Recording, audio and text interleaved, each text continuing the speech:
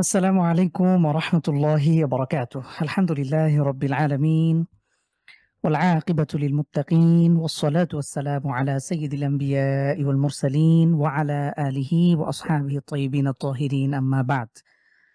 আলহামদুলিল্লাহ যাবতীয় সকল প্রশংসা মহান আল্লাহ সুবহানাহু ওয়া তাআলার জন্য।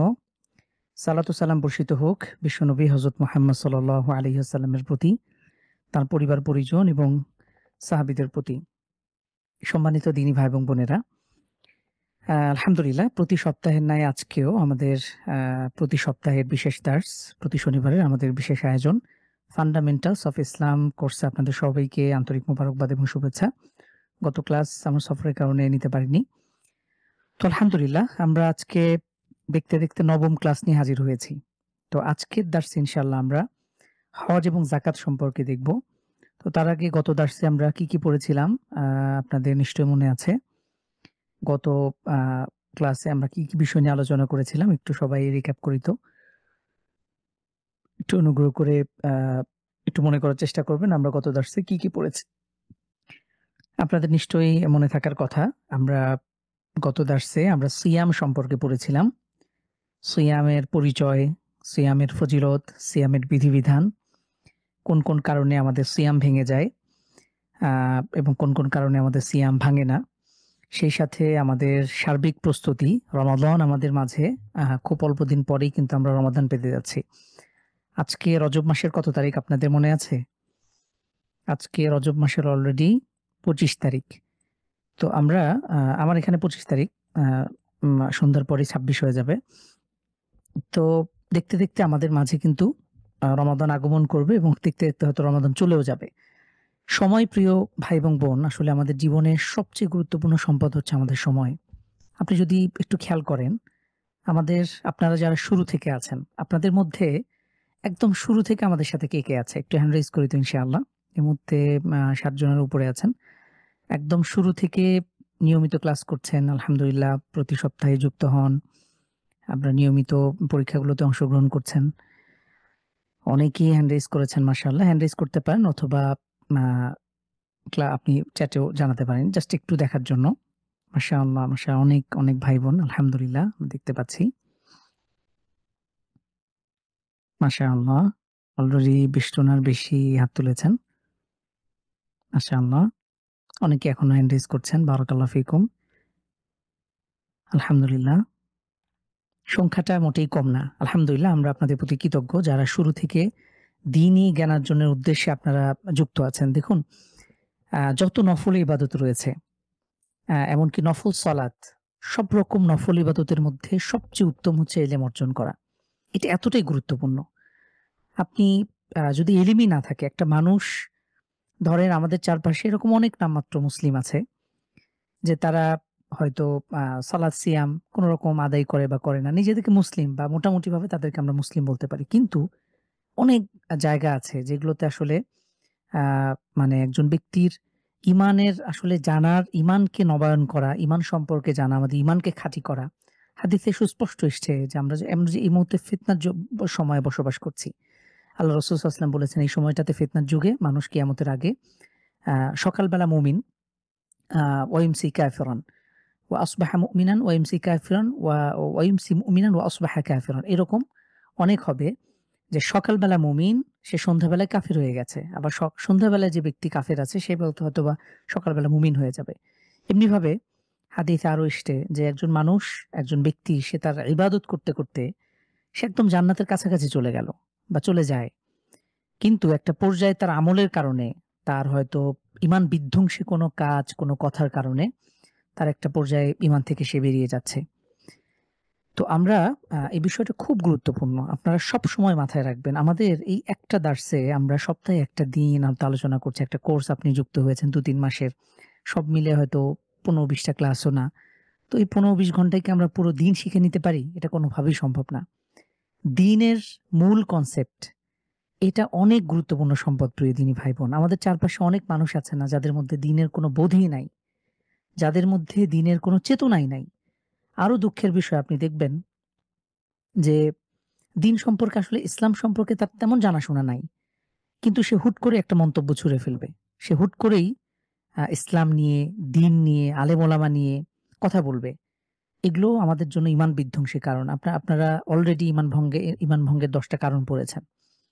আ এই বিষয়গুলো গুরুত্বপূর্ণ। আজকে আ সকালে একজন ভাইয়ের সাথে কথা হচ্ছিল। দেখুন, আমরা আমাদের প্র্যাকটিক্যাল লাইফ এ আপনি আমাদের আমার সাথে দাস শুরু করছি ইনশাআল্লাহ। আ কিছু কথা বলে নিই। মনে আসছে কেন জানি। তো ধরেন আমাদের প্র্যাকটিক্যাল লাইফ এ আমরা কতটুকু ইসলামকে আমরা প্রয়োগ করতে পারি। ইসলাম কিন্তু টোটাল সলিউশন, ফুল কমপ্লিট মানে গাইডলাইন। টোটাল আমাদের জীবনের জন্ম থেকে নিয়ে মৃত্যু পর্যন্ত সকল সমস্যার সমাধান আমাদেরকে ইসলাম দিয়েছে, কোরআন হাদিস দিয়েছে। এখন ধরেন আমরা যদি ইসলামটাকে পরিপূর্ণভাবে আমরা যদি এটাকে গ্রহণ করতে না পারি, সেটা এভরি স্টেপ আমাদের ব্যক্তি জীবনে, আমাদের পারিবারিক জীবনে, আমাদের অর্থনৈতিক জীবনে যদি মনে করেন যে ইসলাম এটা ধর্ম, এটা ঘরে কাজকর্ম, এটা আমরা ঘরে পালন করব। কিন্তু ইসলামী শরিয়া অর্থনীতির বিষয়ে ইসলামের সলিউশন নাই। তার মানে আপনি ইসলামকে বুঝতে ব্যর্থ হয়েছেন। অনেকে বলে না যে ইসলামে এই রাজনীতি নাই, এটা নাই, সেটা নাই। ইসলামে সব জায়গায় ইসলাম টানতে হবে কেন? এই ধরনের কথা আপনারা কখনো শুনেছেন কিনা? এই ধরনের কথা আমরা প্রচন্ড শুনি। যে সব জায়গায় ইসলাম কেন টানতে হবে? আ রিসেন্টলি আ রিসেন্টলি একজন ভাইয়ের আপনি হয়তো অনেকে চিনবেন। তিনি এই যে আমাদের আ আওয়ামী আমলে একটা আল জাজিরাতে আ একজন সাংবাদিক, আমি নামটা বলছি না, অনেকে হয়তো চিনেও ফেলতে পারেন। তো তিনি আল জাজিরার যে ওই যে অল পিপলস হাসিনা এই যে ডকুমেন্টারিটা সকলেই হাসিনার লোক এরকম যে ডকুমেন্টারিটা করা হয়েছে, আমি ইংলিশটা মনে পড়ছে না। তো এই সাংবাদিক একটা পোস্ট করেছে। সে বলেছে যে আমার যারা সমকামিতায় বিশ্বাসী, তো তাদের ব্যাপারে আমার কোনো আপত্তি নাই। একজন ব্যক্তির এই রাইট থাকতেই পারে। এবং ইসলাম এই বিষয়ে আ ইসলামকে ধর্মকে এই জায়গা থেকে দূরে রাখাই ভালো। এই ধরনের কথা আমি এক্সাক্ট করতে পারছি না। তো তার মানে কি? তার মানে সে মনে করছে ধর্মের জায়গায় সে কিন্তু নিজেকে মুসলিম দাবি করে এবং তার আ আলহামদুলিল্লাহ অনেক আলেম ওলামা বা যারা মজলুম হয়েছে তাদের পক্ষে তার অবস্থান রয়েছে। কিন্তু এই যে কথাটা, সে তার ধারণা যে ইসলাম এই ব্যাপারে সঠিক গাইডলাইন দেয় নাই, অথবা আমরা ধর্মকে ইসলামকে এই জায়গা থেকে একটু দূরে রাখি। তাহলে আপনাদের কাছে কি মনে হয় যে এই ব্যক্তি আদৌ কি ইসলামকে গ্রহণ করতে পেরেছে? আমরা হুকুমের দিকে যাচ্ছি না। একজন ব্যক্তিকে সহজে আমরা হুকুম দিতে পারি না। সে মুসলিম না অমুসলিম, কাফের নাকি মুমিন, এই বিষয়ে আমরা বলব না। কিন্তু দৃষ্টিভঙ্গি নিয়ে আমরা আলোচনা করতে পারি যে একজন ব্যক্তি সে ইসলামকে যদি মনে প্রাণে গ্রহণ করে তাহলে অবশ্যই তার এই বিষয়গুলো, এই কনসেপ্টটা ক্লিয়ার থাকতে হবে। তার কাছে মনে হচ্ছে যে ইসলামের এই ব্যাপারে হয়তো ইসলামকে আমরা ধর্মকে দূরে রাখি এই ব্যাপারে। বা অনেক কমন ডায়ালগ আপনারা শুনবেন যে সব জায়গায় কি ধর্ম টানতে হয়? এই কথা আপনারা কখনো শুনেছেন কিনা?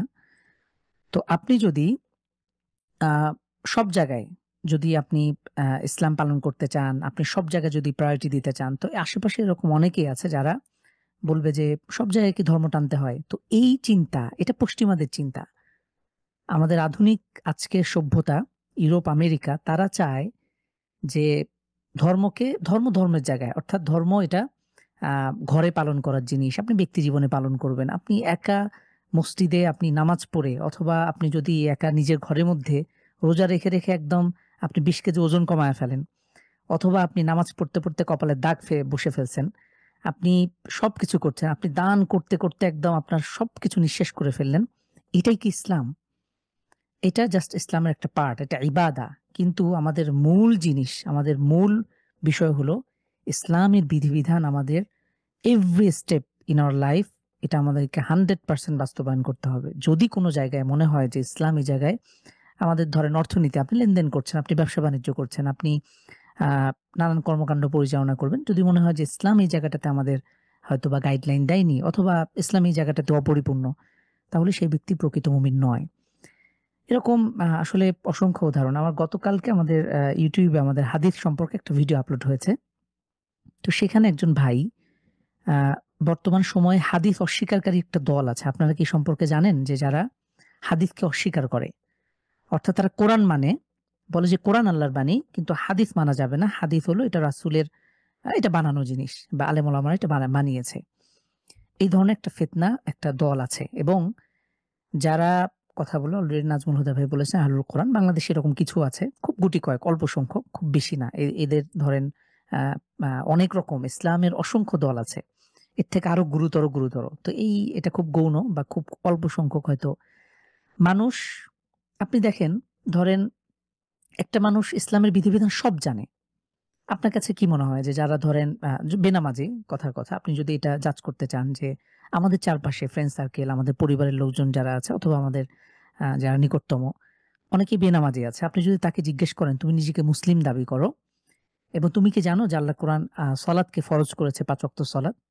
সে হয়তো বলবে, "হ্যাঁ, আমি জানি।" কিন্তু তারপরেও কেন আদায় করে না?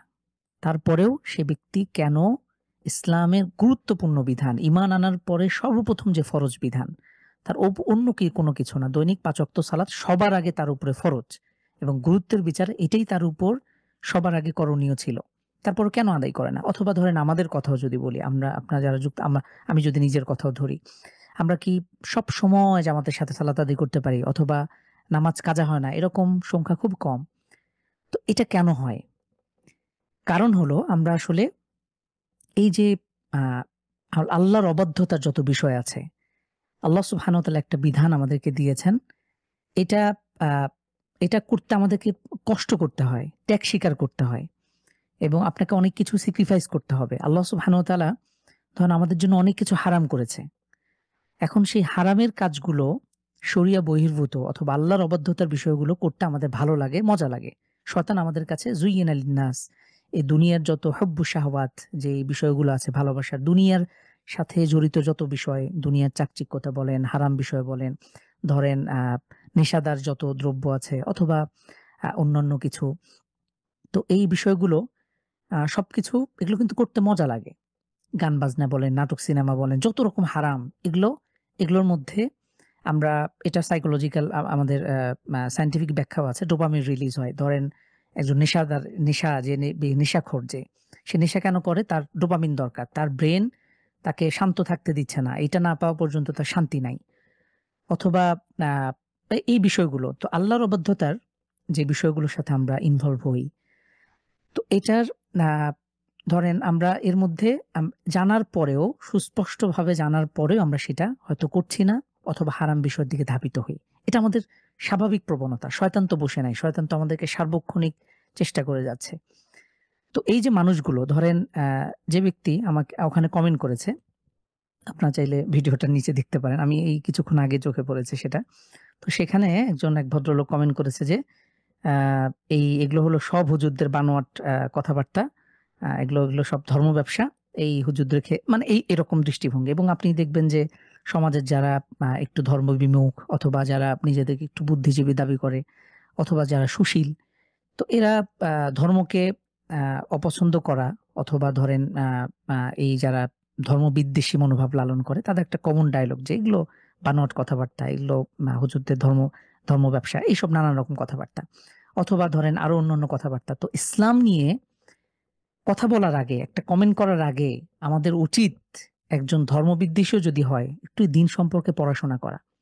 জেনে বুঝে আপনি বিরোধিতা করেন, সমস্যা নাই। কিন্তু যার আসলে কোনো জ্ঞানই নাই, জাস্ট আপনি মন চাইলেও আপনি একটা কথা ছেড়ে দিলেন। এগুলো খুব ভয়ংকর জিনিস। আমাদের আমাদের আ ধরেন চারপাশে আমাদের সামাজিক এই যে অবস্থানে আপনি এরকম আমাদের চারপাশে অনেক মানুষ দেখবেন। সে ধর্ম পালন করছে না। কারণ দিন আমাদের ইসলাম, এটা তো অন্য কোনো ধর্মের মতন অবশ্যই না। তো তার পালনের ক্ষেত্রে যে বাধা, কারণ আপনি যখনই ইসলামের গণ্ডির মধ্যে, তিলকা হুদুদুল্লাহ, এটা আল্লাহর একটা বাতানো গণ্ডি। আপনাকে একটা দাগ কেটে দেয়া হয়েছে যে তুমি এর সীমা লঙ্ঘন করতে পারবা না। তুমি এই লাইনটা ক্রস করতে পারবা না। যদি করো তাহলে তুমি একজন ফাসিক, তুমি আল্লাহর অবাধ্য একজন বান্দা। তোমার জন্য আখিরাতে শাস্তি অপেক্ষা করছে।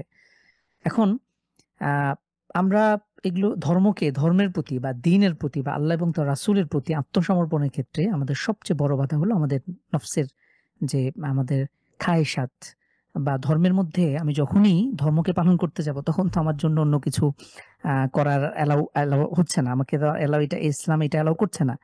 তো একজন সুদখোর ব্যক্তি দেখবেন, সে সুদ সম্পর্কে আলোচনা শুনতে নারাজ। বাংলাদেশে এরকম অনেক হয় না? যে মসজিদের ইমাম সাহেব সুদের বিরুদ্ধে আলোচনা করেছে, তার পরের দিন চাকরি নাই। এটা আপনারা জানেন, এরকম হয়, এভেইলেবল। তারপরে ধরেন ঘুষের বিরুদ্ধে করছে, বাস তার ওইখানে কোনো ঘুষখোর ছিল কমিটির মধ্যে। আবার কমিটির মধ্যে এমন সব আল্লাহর বান্দা আছে যারা নিজেরাও নামাজ কালাম পড়তে পারে না। রিসেন্টলি আরেকটা ছবি ফেসবুকে দেখেছি। সেখানে কেউ একজন মারা গিয়েছে। বাংলাদেশের এই যে আ জাতীয় পার্টি বলেন, বিএনপি বলেন, অন্যান্য ধর্ম যারা রাজনৈতিক দলের সবগুলো বড়, বড় নেতা, নাম বলছি না। তো সেখানে নামাজে দাঁড়িয়েছে। একটা ছবি ভাইরাল হয়েছে যেখানে আ এত বড়, বড় একজন নেতা, সমাজের নেতা, বাংলাদেশ মুসলিম সংখ্যাগরিষ্ঠ দেশ। যেখানে আ অধিকাংশ মুসলিমদের যারা নেতা হতে যাচ্ছে, নেতার গুণাবলী কি হবে, নেতার কি, কি করণীয় বর্জনীয় এ সম্পর্কে ইসলামের বিস্তর দিক নির্দেশনা আছে। আমরা সেদিকে না যাই। তো সেইখানে আ নামাজে দাঁড়িয়েছে জানাজার সালাতে কেউ হাত কোথায় বেঁধেছে তার হুঁশ নাই। কে কোন দিকে তাকায় আছে তার হুঁশ নাই। টাকনুর নিচে কাপড়। কেউ আকাশের দিকে, কেউ ডান দিকে, কেউ বাম দিকে। মানে আশ্চর্য জিনিস।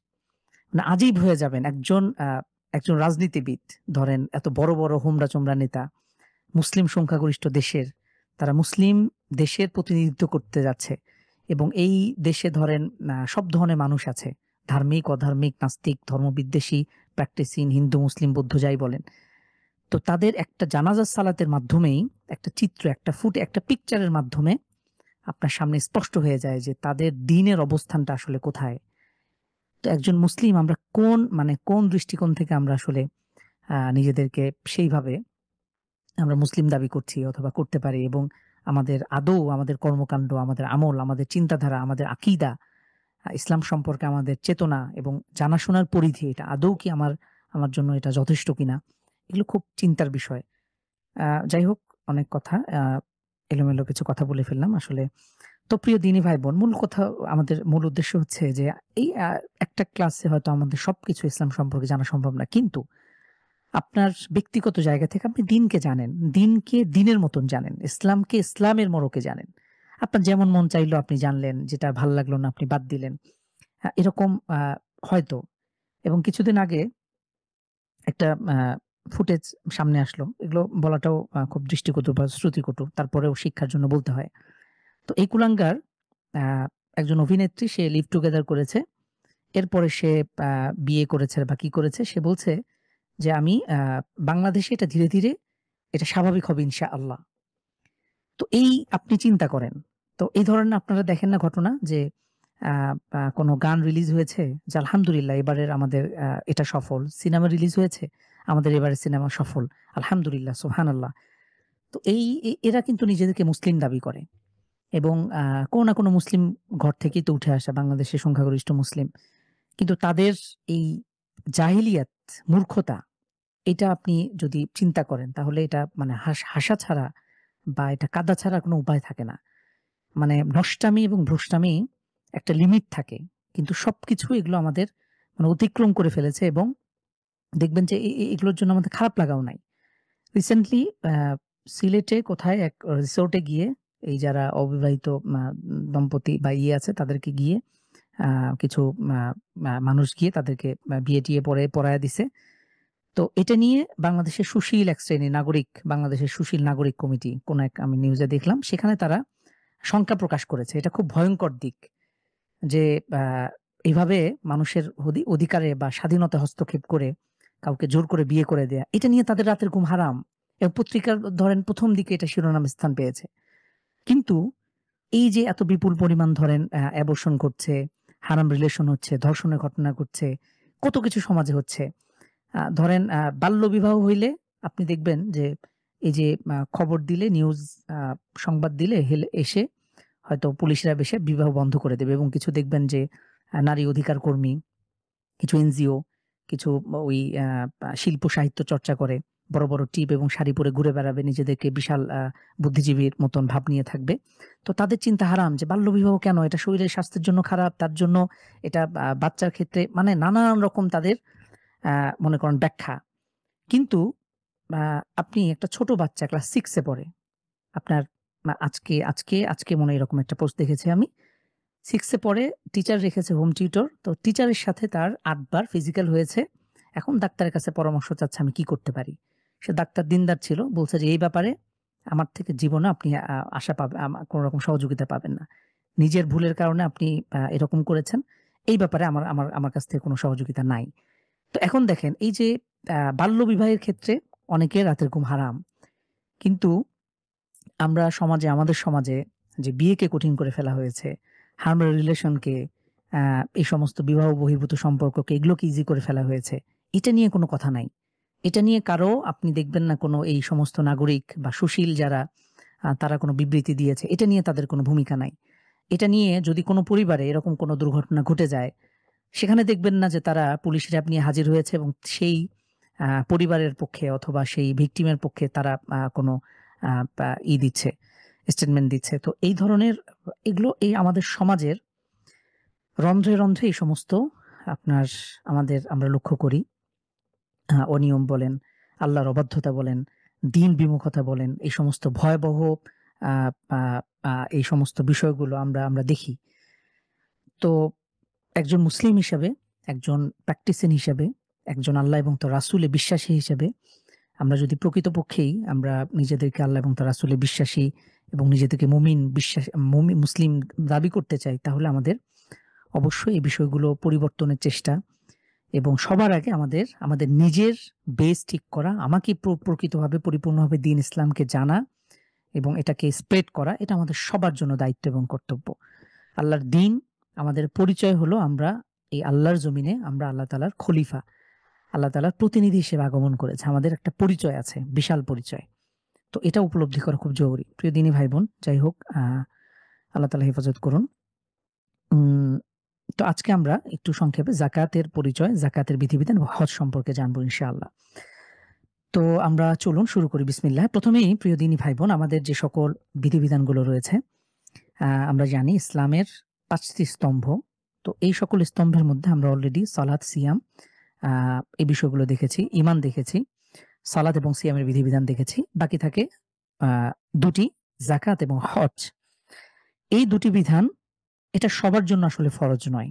সমাজের সবার জন্য ফরজ নয়। কিন্তু ১ম ৩ টি ঈমান, ঈমান নিয়ে আমরা মোটামুটি কিছু আলোচনা করেছি। কিন্তু আপনারা এই ঈমান নিয়ে জ্ঞান অর্জন এটা অব্যাহত রাখবেন। আমার মদিনা ইউনিভার্সিটিতে আমার মেজর সাবজেক্ট হচ্ছে আকীদা। মানে আকীদা রিলেটেড ঈমান, এই তাওহীদ রিলেটেড।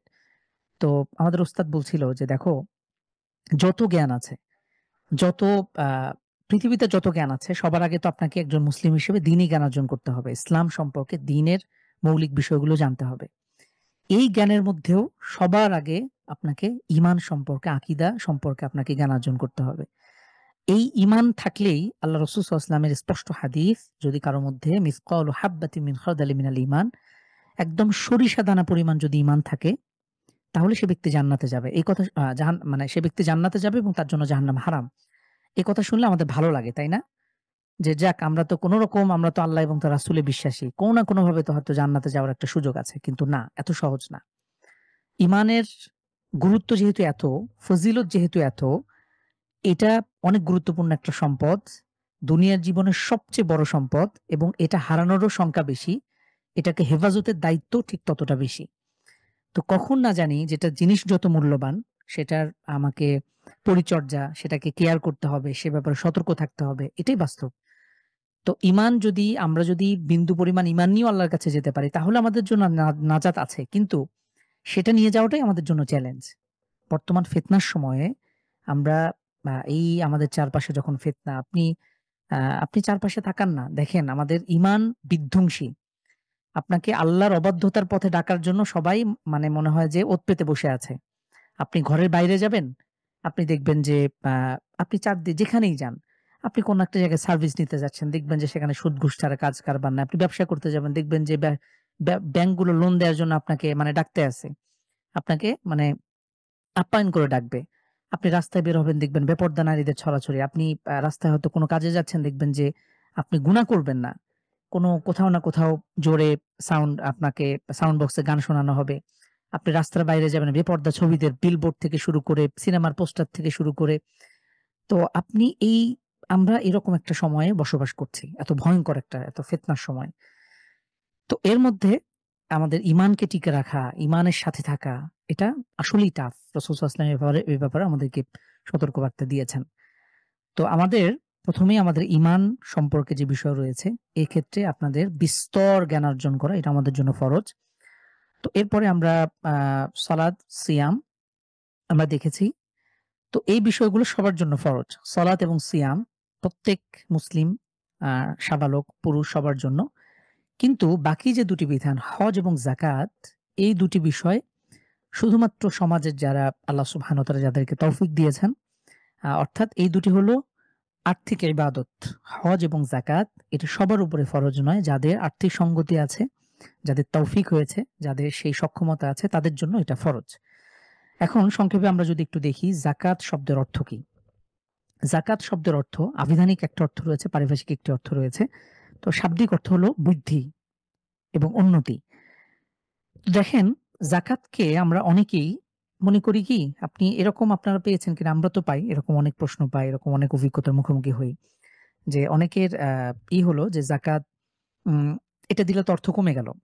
সমাজে যাকাতের শুধু বাংলাদেশ ব্যাংকে অনেক আগের একটা রিপোর্ট হচ্ছে, বাংলাদেশ ব্যাংকে যারা মাল্টি মিলিয়নার, বিলিয়নার আছে, তাদের যে পরিমাণ যাকাত আসবে, তাদের সেই গচ্ছিত অর্থের যে পরিমাণ যাকাত আসবে এটা ৳৫,০০০ কোটি টাকা। যেটা দিয়ে আমরা মানে প্রত্যেক বছর একটা করে পদ্মা সেতু দেওয়া যেত। তো এত বিপুল পরিমাণ শুধু বাংলাদেশ ব্যাংকের হিসেব। এছাড়া অসংখ্য ব্যক্তি তাদের নিজস্ব ব্যক্তিগত আ পা পা ঘরে গচ্ছিত রাখা অথবা অন্যান্য ব্যাংকে এরকম অনেক অর্থ অনেক সামর্থ্যবান আছেন। তো যাকাত শব্দের অর্থ আসলে বৃদ্ধি পাওয়া, উন্নতি এবং যাকাতের মাধ্যমে আমরা আমাদের সম্পদের ময়লা দূর করি। অনেকের কাছে মনে হতে পারে যে আমরা শতকে ২.৫% যাকাত দিই। এটা মনে হয় অর্থ কমে গেল। এটা অনেকেরই ধারণা। সমাজের যারা আসলে যাকাত যারা দেয় না, অথচ তারা সামর্থ্যবান। তো তাদের এরকম দৃষ্টিভঙ্গি। তো মূলত যাকাতের মাধ্যমে সম্পদ বৃদ্ধি পায়। তো শাব্দিক যাকাত শাব্দিক অর্থ এটাই বৃদ্ধি পাওয়া, পবিত্র করা। আর পারিভাষিক অর্থে যে ইসলাম আমাদেরকে যেই নির্দিষ্ট পন্থা বাতলে দিয়েছে যে এটি বিশেষ শ্রেণীর উপরে এবং আ এটি নির্দিষ্ট খাতে যখন একজন ব্যক্তির সেই সময় আসবে অর্থাৎ ১ বছর অতিক্রম হবে তো সেই ব্যক্তির উপর যাকাত ফরজ। এবং যাকাতের ফরজ হওয়ার এ ব্যাপারে কোনো ইখতিলাফ নেই। এটি সবার উপরে ফরজ। যাকাতের বিধান আমরা যদি কোরআন কারিমে দেখি প্রায় ৩২ জায়গায় যাকাতের কথা এসছে। এবং আপনি দেখবেন যেখানেই সালাতের আলোচনা আকিমুস সলা ওয়া আতুজ যাকাত আপনি যদি কোরআন কারিম খোলেন অথবা আপনারা অনেক সময় শুনেছেন। তো সলাতের সাথেই যাকাতের বিধান এসছে। প্রায় ৩২ জায়গায় আল্লাহ সুবহানাহু ওয়া তাআলা যাকাতের প্রসঙ্গ টেনে এনেছেন। হাদিসে অসংখ্য জায়গায় এসছে। আল্লাহ তাআলা ইরশাদ করেছেন, "খুয মিন আমওয়ালিহিম সাদাকাতান তুতাহহিরুহুম" যে তোমরা তাদের সম্পদ থেকে সাদকা নাও। যারা সামর্থ্যবান আছে সমাজে, আল্লাহ তাআলা যাদেরকে ওসাআত দিয়েছেন, তো তাদের থেকে তোমরা এটা গ্রহণ করো এবং তুতাহহিরুহুম এটা তাদেরকে পবিত্র করবে। তো যাকাতের মাধ্যমে মূলত আমরা আমাদের অর্থকে পবিত্র করি।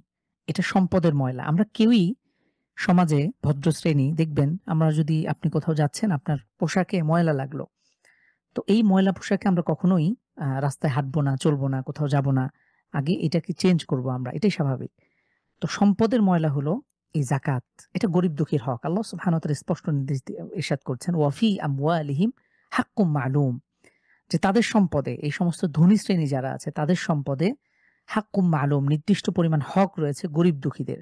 যারা অভাবগ্রস্ত, যারা অসহায়, দুস্থ, মানবেতর জীবনযাপন করছে এবং ইসলামের যে অর্থ ব্যবস্থা প্রিয় দিনী ভাই-বোন, আপনারা যারা অর্থনীতি নিয়ে পড়েন অথবা অন্যান্য অর্থনীতি রিলেটেড যে ইকোনমিক্স বলেন বা ম্যানেজমেন্টের মতন বিভিন্ন সাবজেক্ট আপনারা অনুগ্রহ করে আ এই ইসলামী অর্থব্যবস্থা নিয়ে পড়াশোনা করবেন।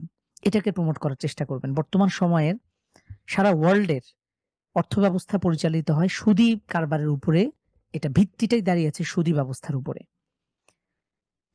এটা পুঁজিবাদী সভ্যতা, এটা পুঁজিবাদী সমাজ ব্যবস্থা তৈরি করেছে। এক শ্রেণী তাদের নিজেদের আ মানে লাভের আশায় এবং এই সমাজে এই পুঁজিবাদী ব্যবস্থায় ধনীরা আরো ধনী হবে এবং গরিবরা আরো গরিব হবে। এভাবেই সিস্টেম ক্রিয়েট করা হয়েছে। কিন্তু ইসলামই একমাত্র জীবন ব্যবস্থা। আমরা যেহেতু ইসলামকে এভাবেই মানি এবং গ্রহণ করি। ইসলামই একমাত্র আ মা এত চমৎকার অর্থনীতি সম্পর্কে বিস্তর আমাদেরকে সমাধান দিয়েছেন যে, যদি কেউ ইসলামী অর্থনীতিতে আসলে ইসলামী অর্থনীতিতে কোনো গরিব দুঃখী, অসহায় মানুষের থাকার সুযোগই নেই। ইসলামে যাকাতের বিধান দিয়েছে এবং এটা আ প্রয়োগ করা এটা রাষ্ট্রীয় দায়িত্ব। আ আমরা জানি সেই আবু বকর রাদিয়াল্লাহু আনহু আল্লাহ রাসূল সাল্লাল্লাহু আলাইহি ওয়াসাল্লাম যখন মারা গেলেন, এক শ্রেণী তারা যাকাত দিতে অস্বীকার করল।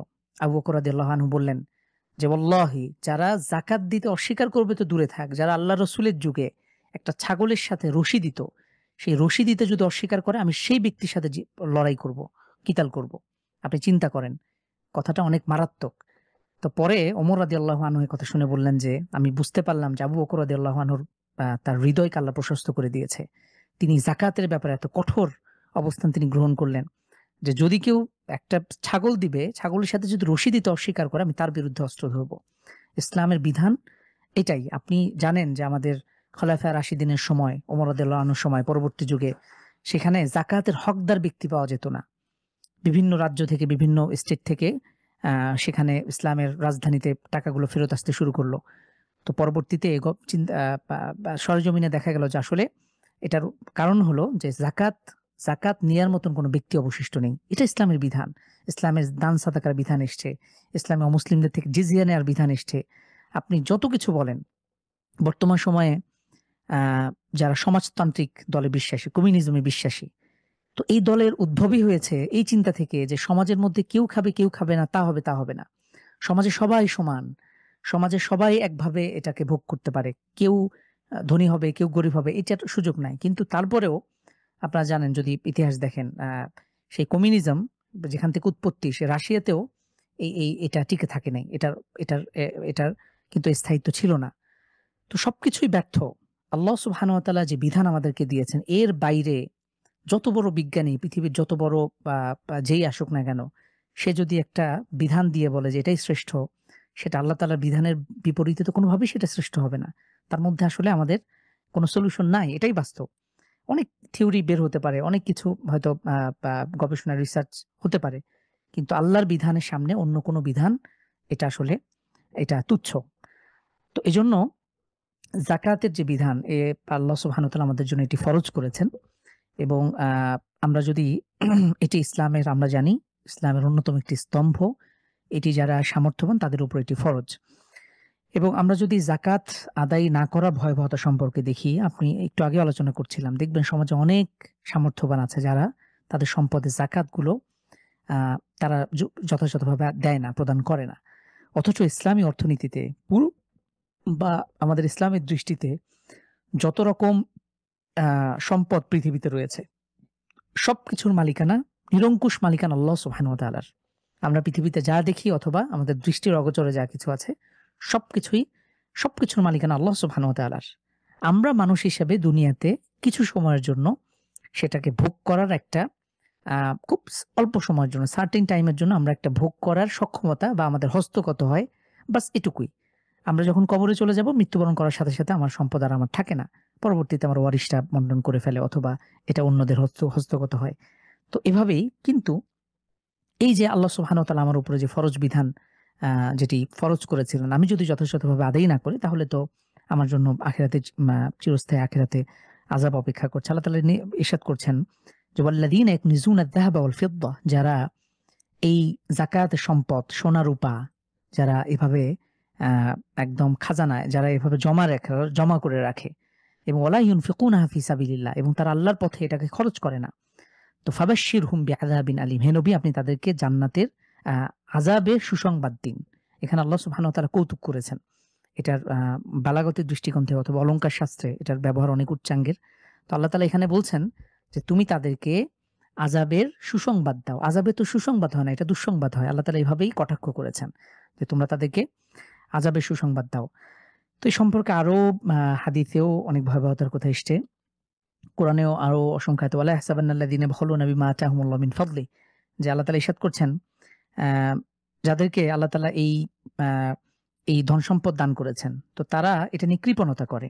আপনি সমাজে দেখবেন অনেক ধনী শ্রেণী আছে। তারা দেখবেন যে একটা টাকা খরচ করতে আমরা তো যেহেতু মদিনায় থাকি অনেক ধনী শ্রেণী দেখি আসেন, হজ উমরায় আসেন। আসার পরে আ ৳১ দিয়ে ৳১ একটা চা খাবেন, এটা করতে ১০ বার ভাবেন।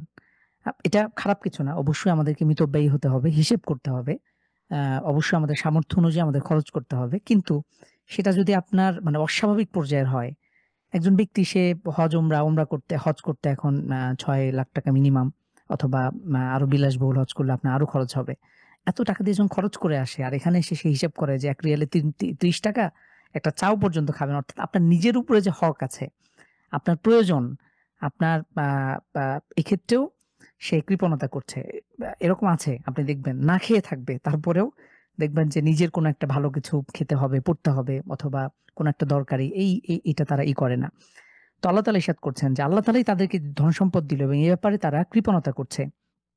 তো আ এটা যেন তারা ধারণা না করে যে তারা এটা তাদের জন্য কল্যাণকর। হুয়া খয়রুল লাহুম। এই যে কৃপণতা করে যারা ধরেন ধন সম্পদ কুক্ষিগত করে রাখছে, যাকাত দিচ্ছে না। তারা এটা মনে করছে তাদের জন্য এটা ভালো দিক। তারা তো টাকা জমা রাখছে, খরচ করছে না। অনেকের কাছে মনে হয় যে যাকাতের টাকা দেওয়া মানে টাকা নষ্ট করা। দান সাদাকা করা মানে এটা নষ্ট করা। আল্লাহ তাআলা বলছেন, বাল হুয়া শাররুল লাহুম। এটা তাদের জন্য খারাপ, অনিষ্টকর। এটার অবশ্যই খুব শীঘ্রই তারা এটা কিয়ামত দিবসে তারা তাদের এই সাইতাওয়াকুনা মা বাখিলু বিহ। কিয়ামতের দিনে তাদের বেড়ি পরানো হবে। কৃপণতার বেড়ি। তারা যেই কৃপণতা করেছে এর বিনিময়ে তাদেরকে বেড়ি পরানো হবে। এ সম্পর্কে আরো হাদিসে অসংখ্য ভয়াবহতার কথা এসছে প্রিয় দিনী ভাই-বোন। আমরা সেদিকে যাচ্ছি না। আমরা একটু দেখি যাকাত কার উপরে ফরজ। ১ম এ হলো যে ব্যক্তি স্বাধীন মুসলিম অর্থাৎ ১ম এই সে ব্যক্তি মুসলিম ব্যক্তি, সে ব্যক্তি স্বাধীন হতে হবে। দাসের উপরে যাকাত ফরজ না।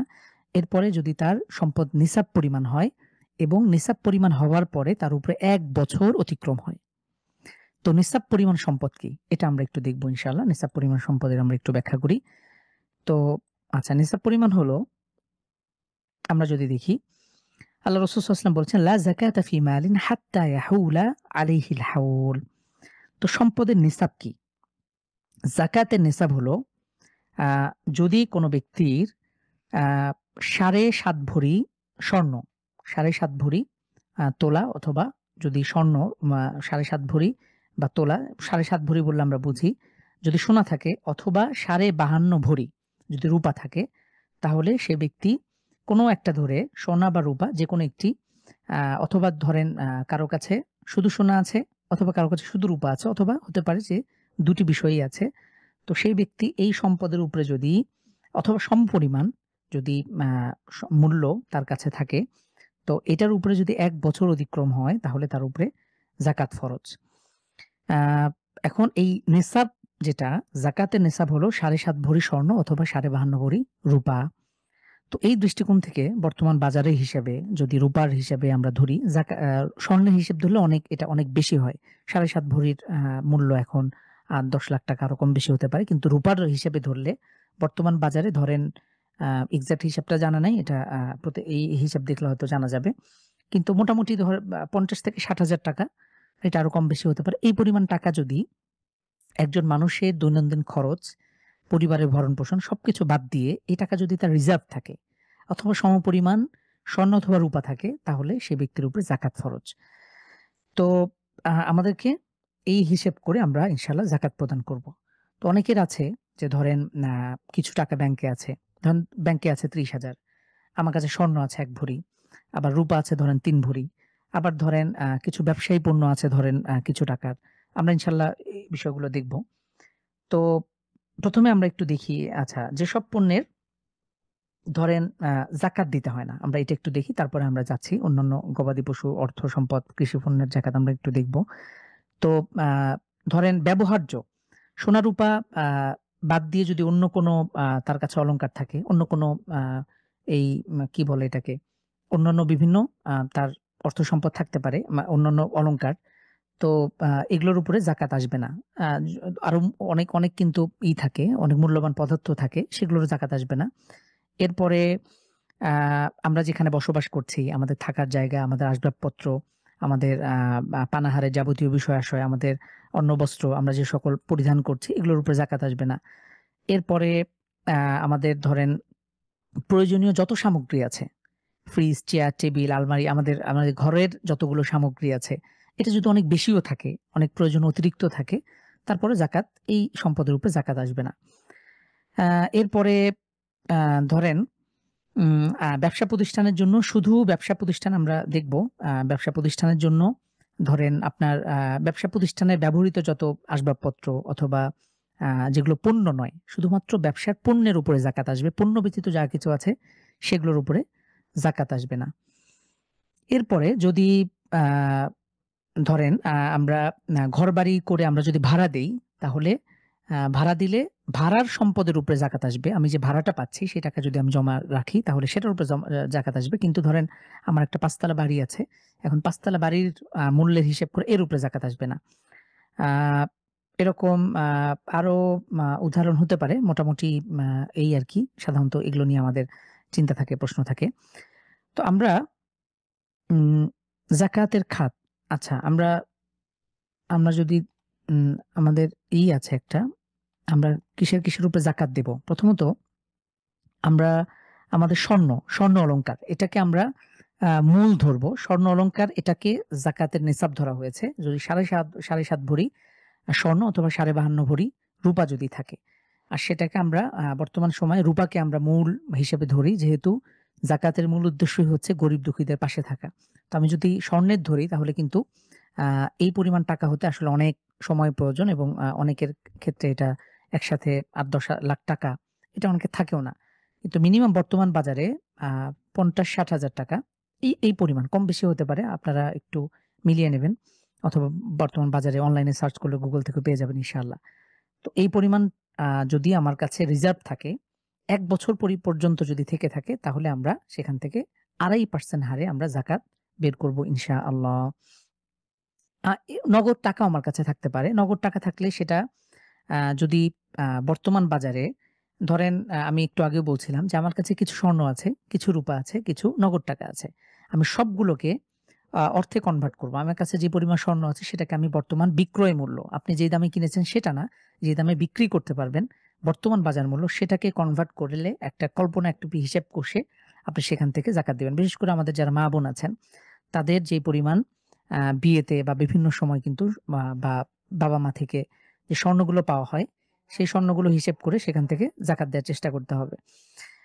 এরপরে ধরুন আমাদের ব্যাংকের অ্যাকাউন্ট বিভিন্ন রকম অ্যাকাউন্ট থাকে, সেভিংস অ্যাকাউন্ট বা বিভিন্ন অ্যাকাউন্ট সেগুলোর থেকেও আমরা টাকাগুলো হিসেব করে আমরা ওভাবে দেওয়ার চেষ্টা করব। ব্যবসায়ী পণ্যের যদি জাকাত দিতে চান, যারা ব্যবসা-বাণিজ্য করেন, তো তাদের ব্যবসার যেই দ্রব্যগুলো আছে, তো এটা যদি মানে ব্যবসার উদ্দেশ্যে রাখা যে সকল পণ্য, এগুলোকে আমরা এই রূপার ৫২.৫ ভরি রূপার সমমূল্যে কনভার্ট করে আমরা সেই পরিমাণ সেখান থেকে ২.৫% হারে আমরা জাকাত দিব। কৃষি পণ্যেরও জাকাত আছে। যাদের অনেক সম্পদ, আ অনেক বিঘা অনেক কিন্তু আছে এরকম একর সম্পদ আছে। তো তাদের যেই কৃষি জমি থেকে ফসল থেকে যেই উৎপন্ন ফসল হয়, সেখান থেকে অশর দিবে। অশর হইল ১০ ভাগে ২০ ভাগের ১ ভাগ। এটার আছে আ যেই ধরেন এটা যদি নরমাল ভাবে তারা যদি দেয়, তাহলে যদি সেখানে এই কৃত্রিমভাবে যদি পানি দেয় তাহলে একরকম। যদি প্রাকৃতিক পানিতেই যদি হয়ে যায় তাহলে একরকম। তো এটা আ তার এটা হয়তো কোনো স্কলারের সাথে পরামর্শ করে ওই পরিমাণ জাকাত। এক্ষেত্রে আমাদের জাকাতের ক্ষেত্রে লক্ষণীয় হলো আমাদের জাকাত ডে নির্ধারণ করি না। ধরেন বিশেষ করে আমাদের রমাদান আসলে আমরা বেশি পরিমাণ জাকাত দেওয়ার চেষ্টা করি। আমরা তখন দেখা যায় রমাদানকে উপলক্ষ করে জাকাত দেই। আসলে এটি ঠিক নয়।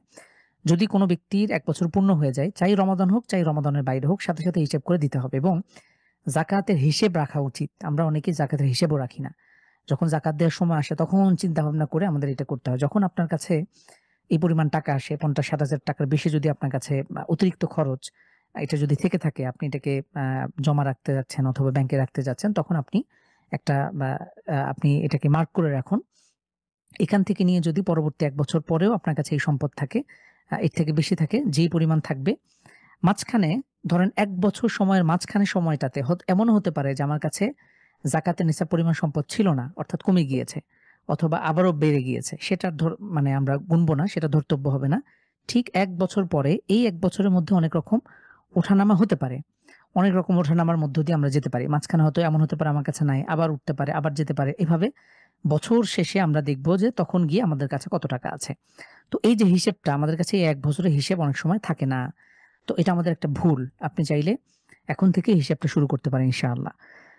আ মোটামুটি এই হলো আমাদের যাকাতের কথাবার্তা। এখন যাকাত আমরা কোথায় দিব? আমরা এটা এক নজরে একটা কোরআন কারীম আয়াত থেকে দেখি সূরা তাওবা ৭ নম্বর আয়াত আল্লাহ তাআলা ইরশাদ করছে, "ইন্নামাস সাদাকাতু লিল ফুকারা।" ১ম এই হলো ফকির। যারা একদম আ নিঃসম্বল, যারা ভিক্ষা করে আমরা তাদেরকে চিনি ফকির যারা। এবং শুধু ভিক্ষা করেই না যারা দরিদ্র এই শ্রেণী। তো আল্লাহ সুবহানাহু ওয়া তাআলা তাদেরকে এভাবে আ আ ই করেছেন। এই ফকির শ্রেণীকে আপনারা যাকাত দিতে পারবেন। এরপর দ্বিতীয়ত হলো মাসাকিন, মিসকিন। মিসকিন আর ফকির অনেকটা কাছাকাছি। তবে ফকির হলো একদম বেশি নিঃস্ব যারা। মিসকিন, মিসকিন আমরা ওই সময় আমরা করতে পারি। মিসকিন আল্লাহ কোরআন কারিমে আরেকটি আয়াত আল্লাহ তাআলা এভাবে ইরশাদ করেছেন যে, সমাজের মধ্যে এরকম কিছু দরিদ্র থাকে যারা কখনো মুখ ফুটে চায় না বা যারা আসলে ভিক্ষাবৃত্তির সাথে জড়িত না। কিন্তু তাদের ব্যাপারে আমরা জানি। আল্লাহ তাআলা ইরশাদ করেছেন, "সীমাহুম ফি উজুহিহিম মিন আসারিস সুজুদ" যে এই শ্রেণীকে চেনা যায়। আ তো এই শ্রেণীকে দেয়াটা বেশি ভালো। অনেকেই দেখবেন আত্মমর্যাদার কারণে বলেন অথবা নানা কারণে সেভাবে মানুষের কাছে চাওয়ার তার সুযোগ হয়ে ওঠে না। তো যারা আত্মমর্যাদা নিয়ে চলে তাদেরকে খুঁজে দেয়া এটা আরো বেশি উপকার, বেশি ফজিলতের কাজ হবে ইনশাআল্লাহ। এরপরে ৩ নাম্বার হলো ওয়াল আমিলিনা আলাইহা যারা যাকাত আদায় এবং যাকাত প্রদানের সাথে যুক্ত থাকবে। এটা রাষ্ট্রীয় দায়িত্ব। ইসলামের বিধান হচ্ছে যিনি যাকাত আ আ যাকাতের জন্য একটা বিশেষ শ্রেণী থাকবে তারা যাকাতের সম্পদ এই লোকদের থেকে এটা তা আদায় করে নেবে। এটা বাধ্যতামূলকভাবে। আমাদের বাংলাদেশে দেখেন আ ইসলামিক ফাউন্ডেশনের অধীনে একটা যাকাত আরেকটা ফান্ড আছে। যদি কেউ ইচ্ছাকৃতভাবে দেয় তো দিল, না দিলে নাই। অথচ দেখবেন আমাদের ভ্যাট, আমাদের এই সমস্ত কর নানান রকম এই রিসেন্টলি ভ্যাট বাড়ানো হয়েছে। ইসলাম বলে, ইসলাম এই সমস্ত ভ্যাট-ট্যাট এগুলো ইসলামের দৃষ্টিতে হারাম। অতিরিক্ত যেটা কর আরোপ করা হয়। ইসলামের দৃষ্টিতে এই যাকাতের বিধান দেয়া হয়েছে। ইসলামের দৃষ্টিতে অন্যান্য দান-সাদাকে উদ্বুদ্ধ করা হয়েছে। তবে যাকাতের বিধানটা এটা বাধ্যতামূলক।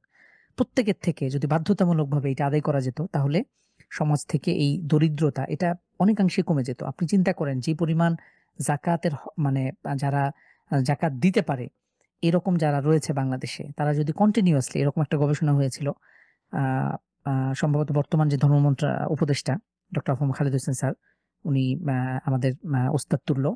তিনি এরকম একটা করেছিলেন যে ঠিক ৩ বছর বা ৫ বছর খুব অল্প সময়ের মধ্যে বাংলাদেশ থেকে দারিদ্রতা এটা মুক্ত করা সম্ভব। এটা নিয়ে অনেক রিসার্চ আপনারা পাবেন, অনেক থিসিসও আছে।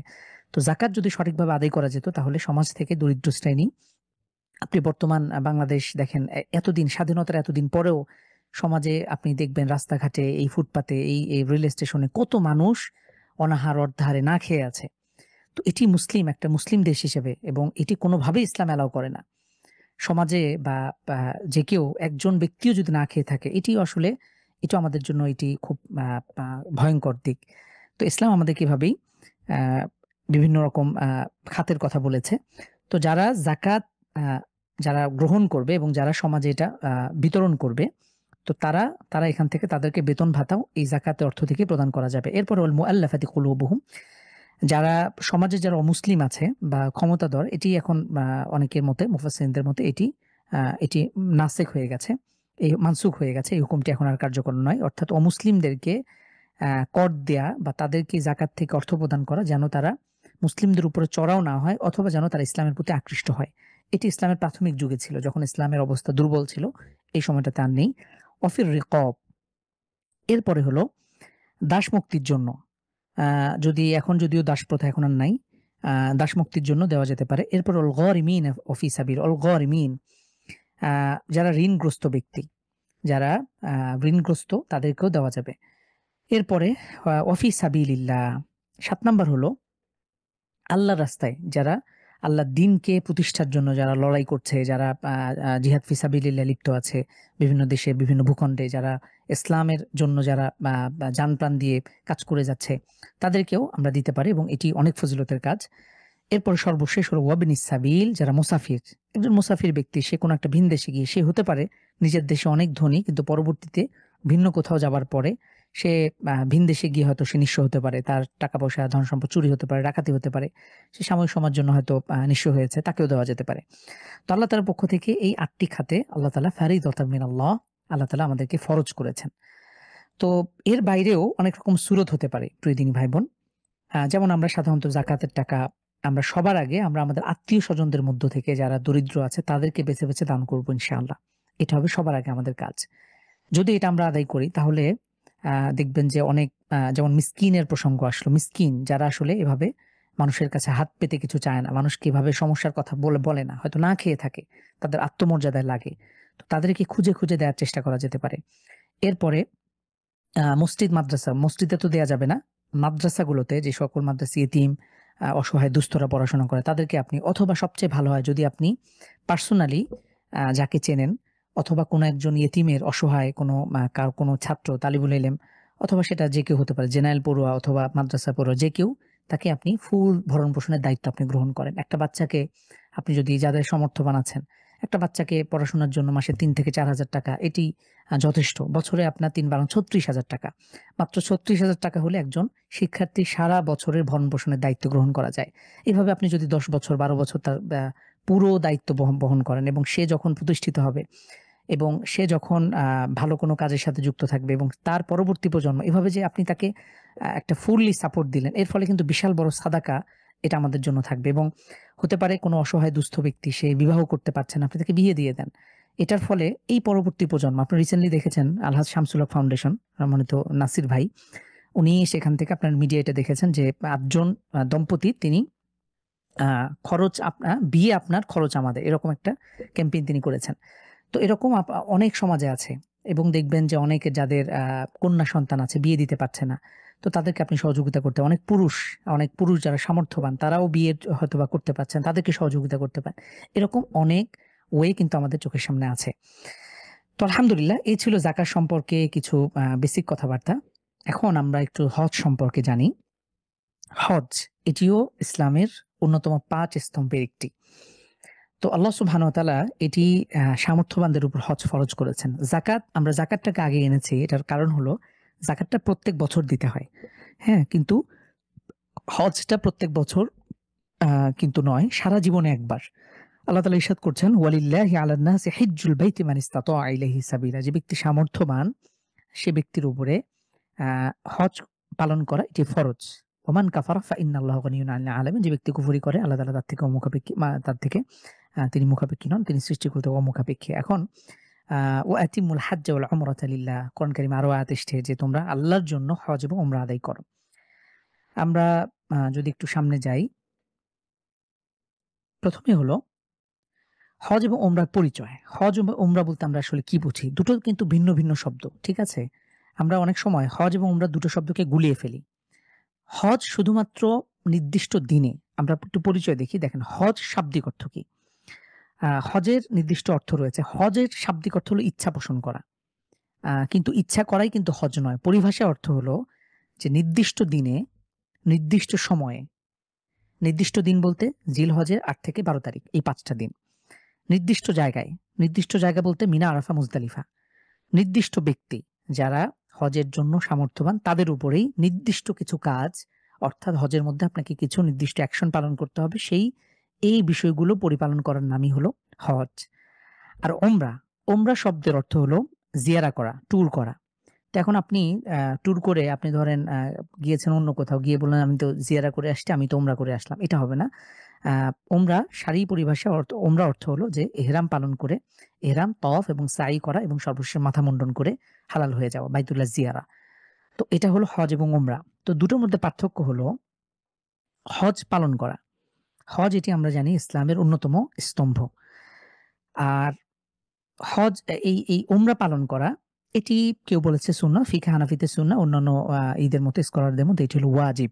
যদি কেউ সামর্থ্যবান থাকে তাহলে উমরা পালন করা ওয়াজিব। এখন বর্তমান বাজারে হজ পালন করতে ধরুন ১ থেকে ১.৫ লাখ টাকা লাগে।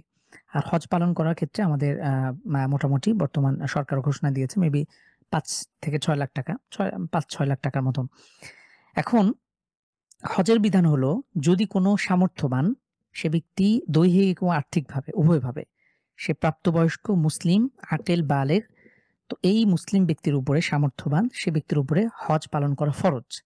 এখন সামর্থ্য বলতে আমরা কি বুঝবো? সামর্থ্য মানে হলো যে সে ব্যক্তি তার দৈনন্দিন যে ভরণ-পোষণ আছে, তার নিজের, তার পরিবারের সবকিছু বাদ দিয়ে সে যদি এই হজের সময়টুকু সে বাংলাদেশ থেকে বা বিশ্বের যেকোনো প্রান্ত থেকে সৌদি আরবে এসে হজ পালন করে সে ফিরে যেতে পারে তার নিজস্ব গন্তব্যে, তার নিজের বাড়িতে বাংলাদেশে, এবং এই সময়টুকু যে সময়টুকু সে অবস্থান করছে না, এই সময়টুকু তার পরিবার-পরিজনের জন্য পর্যাপ্ত ভরণ-পোষণের তার যদি দায়িত্ব নিতে পারে, সক্ষমতা আছে, আ আ তাহলে সে ব্যক্তি, তার উপরে হজ ফরজ। বাংলাদেশের আমি বিগত ৩ বছর অভিজ্ঞতা থেকে যদি একটু বলি, আমি লক্ষ্য করেছি, দেখবেন যে আপনারা যদি হজ বা উমরায় আসেন বা যারা এসছেন তারা জানেন, সবচেয়ে বৃদ্ধ, সবচেয়ে একদম চলতে ফিরতে পারে না, বয়স ধরেন 70-80 হয়ে গেছে। এরকম হাজি সবচেয়ে বেশিরভাগ বাংলাদেশ বা আমাদের ইন্ডিয়া বা পাকিস্তান থেকে আসে। আপনি অন্যান্য দেশের হাজিদের দিকে লক্ষ্য করবেন। ইন্দোনেশিয়া, মালয়েশিয়া বা অন্যান্য মুসলিম কান্ট্রি গুলো তারা খুব অল্প বয়সে হজ করে ফেলে। হজ যখন আপনার উপরে এই সামর্থ্য অর্থাৎ আপনি আপনার দৈনন্দিন ভরণ-পোষণ ব্যতীত পরিবার এবং পরিবার-পরিজন সবকিছু বাদ দিয়ে যদি আপনার অ্যাকাউন্টে আপনি যদি ধরেন এটা কিন্তু যাকাত ফরজ হওয়ার মতন না। যাকাতের থেকে এই বিষয়টা একটু আলাদা। যাকাত হলো ১ বছর ওর উপর অতিক্রম হতে হয়। আর হজ হলো সাথে, সাথে। আপনার যদি আজকে এই মুহূর্তে এমন একটা অবস্থা হয় যে আপনার অ্যাকাউন্টে কিছু টাকা আছে, আপনি ভরণ-পোষণ আপনি নিয়মিত করতে পারছেন, আপনার পরিবার-পরিজনের ভরণ-পোষণ আপনার চলছে। তো যদি অ্যাকাউন্টে এরকম পরিমাণ টাকা থাকে যেটা দিয়ে আপনি হজ আদায় করতে পারবেন তাহলে আপনার উপর হজ ফরজ। আপনি ইমিডিয়েটলি তাকে হজ আদায় করতে হবে। এটা হলো আমাদের আ মূল বিধান। তো যার উপরে হজ ফরজ আমরা অলরেডি দেখেছি। আর হজের বিধান তো আমরা দেখেছি। হজের বিধান এটি হলো ফরজ। ইসলামের অন্যতম স্তম্ভ। যদি কেউ এই হজের বিধানকে অস্বীকার করে তাহলে সে ব্যক্তি কাফের। আ আপনি দেখেন, আপনি এরকম আপনারা দেখেন কিনা? এই হজ এবং কোরবানির সময় আসলে একটা শ্রেণী দেখবেন যে বিশেষ করে কিছু বুদ্ধিজীবী, কলামিস্ট আ বা বিগত সালগুলোতে অনেক বড়, বড় নেতারাও এ ধরনের কথাবার্তা বলেছে যে হজ না করে বা ওমরা না করে এই টাকাটা গরিব দুঃখীদের মাঝে বিলিয়ে দেয়া হোক। অনেক বছর আগে আমার মনে পড়ছে না। সেই সময়টাতে কোনো এক সময় বন্যা বা এরকম কোনো একটা দুর্যোগ হয়েছিল বাংলাদেশে। সেই সময় কিছু নাস্তিকপন্থী কিছু বুদ্ধিজীবী তারা দাবি করেছিল যে এত টাকা দিয়ে হজ না করে এই টাকাটা এই সমস্ত গরিব দুঃখীদেরকে ত্রাণ দেয়া হোক। তো এই সমস্ত জ্ঞানপাপীরা তো এই ধরনের তারা কথা বলবে। এই ধরনের মানে হজের বিধান নিয়ে যদি কেউ হজের বিধান আপনাদের জেনে রাখা ভালো যদি হজের বিধানকে কেউ অস্বীকার করে যে হজ ফরজ বিধান না, এটা করতে হবে না, এটা করার কোনো দরকার নাই, মানে নাই, এটা কোনো মিনিং নাই। তো এটা সে ব্যক্তি সুস্পষ্টভাবে কাফের। হজ এবং ওমরার মধ্যে পার্থক্য কি? এটা আমরা অনেকেই বুঝি না। আ কিরকম বুঝি না? আমাদের ধরেন অনেক সময় ওমরায় যারা আসে তো আমরা বলি কি যে ওমরা হজে গেছে। তো হজ হলো নির্দিষ্ট দিন। হজ এটা হলো ফরজ বিধান। আর ওমরা এটা ফরজ না। হজটা শুধুমাত্র বছরের ৫ টা দিন। জিলহজ মাসের ৮ থেকে নিয়ে ১২ তারিখ পর্যন্ত যে নির্দিষ্ট কর্মকাণ্ড মিনা, আরাফা, মুজদালিফায় অবস্থান করে যেভাবে নির্দিষ্ট অ্যাকশনগুলো পালন করা হয়, এটাই হলো হজ। আর ওমরা হলো এই ওমরা সারা বছরই পালন করা যায়। ৩৬৫ দিনে ওমরার দরজা খোলা। কিন্তু হজ হলো শুধুমাত্র ওই ৫ দিন। আপনি ওই ৫ দিনের কর্মকান্ডগুলো যদি অন্য সময় এসে পরিপালন করেন তাহলে এটা হজ হবে না। হজ শুধুমাত্র ওই ৫ দিন। আমরা আগেও বলেছি নির্দিষ্ট কিছু কর্ম নির্দিষ্ট কিছু দিনে আপনার নির্দিষ্ট সময়ে আদায় করতে হয়। আর ওমরা এটা যেকোনো সময় করা যায়। আমরা দেখব ওমরা কাকে বলে? ওমরার বিধানটা একটু দেখব। ফজিলত কি? ফজিলত অসংখ্য ফজিলতের কথা এসছে। আমরা কোরআন হাদিসে যেহেতু এটা ইসলামের অন্যতম স্তম্ভ। তো আপনারা যদি ফিকহের কিতাব, হাদিসের কিতাব দেখেন দেখবেন হজ নিয়ে শত, শত হাদিস আপনাদের সামনে আসবে। আলাদা অধ্যায় আপনারা দেখবেন। তো আল্লাহ রাসূল সাল্লাল্লাহু আলাইহি ওয়াসাল্লামকে আমরা তো জানি এটা ইসলামের অন্যতম স্তম্ভ। তো রাসূল সাল্লাল্লাহু আলাইহি ওয়াসাল্লামকে জিজ্ঞেস করা হলো, "ইয়া রাসূলাল্লাহ যে সবচেয়ে কোন জিনিসটি উত্তম?" আল্লাহ রাসূল সাল্লাল্লাহু আলাইহি ওয়াসাল্লাম ১ম এ বললেন, "আল জিহাদ ফি সাবিলিল্লাহ।" সবার আগে উত্তম হলো ১ম বললেন, "ঈমান বিল্লাহি ওয়া রাসূলি।" আল্লাহ এবং তার রাসূলের প্রতি ঈমান। সবার আগে তো ঈমান জরুরি। এরপর আল্লাহ রাসূল সাল্লাল্লাহু আলাইহি ওয়াসাল্লাম বললেন যে, "আল জিহাদ ফি সাবিলিল্লাহ।" এটা হলো সবচেয়ে উত্তম আমল। এরপর আল্লাহ রাসূল সাল্লাল্লাহু আলাইহি ওয়াসাল্লাম বললেন, "হাজ্জুন মাবরুর।" হজ্জুন মাবরুর, কবুল হজ। একটা সুন্দর একটা কমপ্লিট হজ হচ্ছে এটা আল্লাহ তাআলার কাছে উত্তম। আল্লাহ রাসূল সাল্লাল্লাহু আলাইহি ওয়াসাল্লাম বলেছেন, "আল হাজ্জুল মাবরুর লাইসা লাহু জাযাউন ইল্লাল জান্নাহ।" হজ্জে মাবরুর এটার ফজিলত জান্নাত ছাড়া অন্য কিছুই না। তো আমরা হজকে আমরা যারা সামর্থ্যবান আছেন প্রিয় দিনী ভাই-বোন এখন থেকে নিয়ত করুন। আপনি ইমিডিয়েট এটাকে আদায় করুন। অথবা যাদের সামনে আসবে এবং প্রত্যেকেরই আমাদের হৃদয়ের একটা আকাঙ্খা এই পবিত্র বালাদুল হারামাইনে এখানে এসে আমাদের হজ পালন করা এটা সবার একটা স্বপ্ন থাকে। আল্লাহ তাআলা যেন আমাদের প্রত্যেককে এটা মৃত্যুর আগে হলেও একবার হলেও আমরা যেন এই পালন করতে পারি ইনশাআল্লাহ। আমরা সেই দোয়া করতে পারি। আর ফজিলত তো অসংখ্য ফজিলত এসছে। আল্লাহ রাসূল সাল্লাল্লাহু আলাইহি ওয়াসাল্লাম বলেই দিয়েছেন এই কবুল হজ্জে মাবরুরের প্রতিদান হচ্ছে জান্নাত। এরপরে আরেকটা হাদিস আছে আপনারা জানেন। আল্লাহ রাসূল সাল্লাল্লাহু আলাইহি ওয়াসাল্লাম বলেছেন, "মান হাজ্জা লিল্লাহ" যে ব্যক্তি আল্লাহর জন্য হজ করল, আ আ ফালাম ইয়ারফুথ ওয়ালাম ইয়াফসুক যে কোনো পাপাচারিতা, সে কোনো অন্য কোনো কাজ করল না বা কোনো শরীয়ত বহির্ভূত কোনো কিছু করল না। সে ব্যক্তি রাজাআ কায়াউমিন ওয়ালাদাতহু উম্মুহু। সে ব্যক্তি প্রত্যাবর্তন করবে এমনভাবে যে সে যেন তার মাতৃগর্ভ থেকে সদ্য ভূমিষ্ঠ হয়েছে। এত ফজিলতের কথা এসছে। তো এজন্য আমাদের আ হজ এবং উমরার প্রত্যেকে নিয়ত করি ইনশাআল্লাহ। আল্লাহ তাআলা যেন আমাদের প্রত্যেককে কবুল করেন। একটা দুঃখের বিষয় হলো আপনি আপনারা হয়তো জানেন যে দেখেন অনেকের হয়তো টাকা-পয়সা আছে। আমি আমার অভিজ্ঞতা থেকে যদি বলি, বর্তমান সময়ে এই যে দেখবেন রমাদান উপলক্ষে আ তারপরে হজের সময়গুলোতে লক্ষ, লক্ষ মানুষ কিন্তু হজে আসে। বাংলাদেশ থেকে গত বছর প্রায় ১ লক্ষের মতন, এবারও প্রায় ৭০-৮০ হাজার। তো আমি আলহামদুলিল্লাহ বিগত ২ বছর হজ মিশনে আমার কাজের সুযোগ হয়েছে, ডিউটি করার সুযোগ হয়েছে। তো আমরা দেখি যে অনেক মানুষ আছে। এই মানুষগুলো হয়তো অর্থনৈতিকভাবে কোনো বড় জব করছে অথবা কোনো বড়, বড় যারা যাদের সামর্থ্য আছে, হজে আসে। কিন্তু দুর্ভাগ্যের বিষয় হলো হজ সম্পর্কে বেসিক আ কোনো রকম তাদের কনসেপ্ট নাই। হজ কেন আদায় করতেছে? আসলে এটা যে ইসলামের বিধান, ইসলাম কি জিনিস? অনেকে কালিমাটা শুদ্ধ করে পড়তে পারে না। এরকম অনেক আছে। এই দুঃখজনক বিষয়গুলো দেখে আমার কাছে, এটা শুধু বাংলাদেশ নয়, সারা ওয়ার্ল্ড থেকেই, সারা বিশ্ব থেকে বাংলাদেশের মতো আ উদাসীন মুসলিম তো সব জায়গাতেই কম বেশি আছে। ইল্লা মাশাআল্লাহ, কিছু ব্যতিক্রম ব্যতীত। তো এই সমস্ত যারা হাজী সাহেবরা আসেন, এই যে লক্ষ, লক্ষ হাজী হজ করছেন, আবার দেশে ফিরে যাচ্ছেন। আবার যেরকম ছিলেন সেরকমই জীবনযাপন করছেন। ভিতরে কোনো চেঞ্জ নাই।